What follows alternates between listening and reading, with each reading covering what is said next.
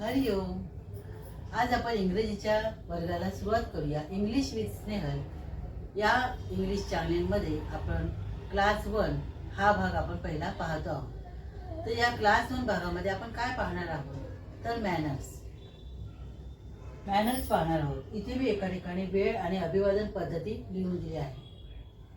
पहाटेपासून जर आपल्याला एखादी व्यक्ती 12 वाजेपर्यंत आपल्या समोर एखादी व्यक्ती आली तर आपण त्या व्यक्तीला काय म्हणू शकतो? गुड मॉर्निंग असं आपल्याला म्हणायचं आहे, अभिवादन करायचं आहे. दुपारी 12 ते संध्याकाळी 5 वाजेपर्यंत एखादी व्यक्ती आपल्या समोर आली तर आपण तिला काय म्हणायचं? Good afternoon. संध्याकाळी 5 नंतर रात्री रात्रीपर्यंत आपल्याला एखादी व्यक्ती भेटली तर आपण तिला काय म्हणायचं? Good evening.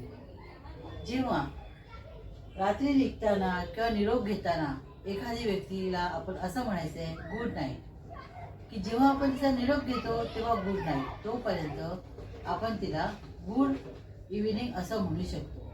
निरोप घेताना गुड नाईट असं म्हणायचं. तर ही झाली मॅनर्स. वेळ आणि अभिवादन पद्धती मी तुम्हाला दाखवली आहे, लिहूनही दिली आहे. तर याप्रमाणे तुम्ही लिहून घ्या. आपल्याला जर एखाद्या व्यक्तीचे स्वागत करायचे आहे तर आपण त्या व्यक्तीचे स्वागत करताना काय म्हणणार? हॅलो म्हणजे अहो, अरे, वेलकम म्हणजे सुस्वागतम, प्लीज कम इन कृपया आत या, हॅव अ सीट बसा, what would you like to have तुम्हाला काय घ्यायला आवडेल. ही झाली काही मॅनर्सची वाक्ये. ही तुम्ही एखाद्या व्यक्तीचे जर आपल्याला कौतुक करायचे आहे किंवा अभिनंदन करायचे आहे तर आपण काय म्हणू शकतो? तर आपण त्याला असं म्हणायचं आहे वेल डन. वेल डन म्हणजे छान. ग्रेट म्हणजे उत्कृष्ट. मार्वलस म्हणजे वा, अद्भुत. हाऊ स्वीट किती गोड. हाऊ ब्युटिफुल किती सुंदर. एक्सलंट म्हणजे सर्वोत्कृष्ट. कॉंग्रॅच्युलेशन म्हणजे अभिनंदन.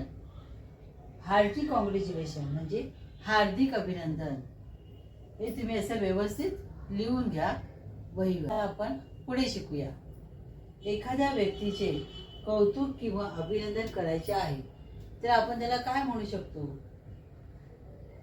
गुड लक म्हणजे चांगलं नशीब. गुड लक म्हणजे चांगलं नशीब.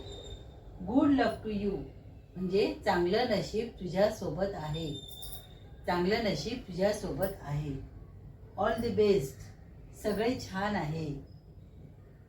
आता विशेष प्रसंगी आपल्याला शुभेच्छा द्यायच्या आहेत तर आपण त्यावेळेला हॅपी या शब्दाचा वापर करावा.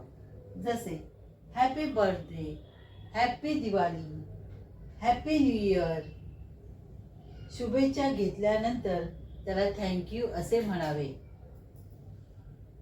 ही झाली आपली मॅनर्सची एक पद्धत. हे तुम्ही सविस्तर व्यवस्थित लिहून. आपल्याला एखाद्या व्यक्तीचे आभार मानायचे आहेत तर ते आपण कसे मानायचे किंवा कोणते शब्द वापरायचे ते आता मी तुम्हाला सांगते.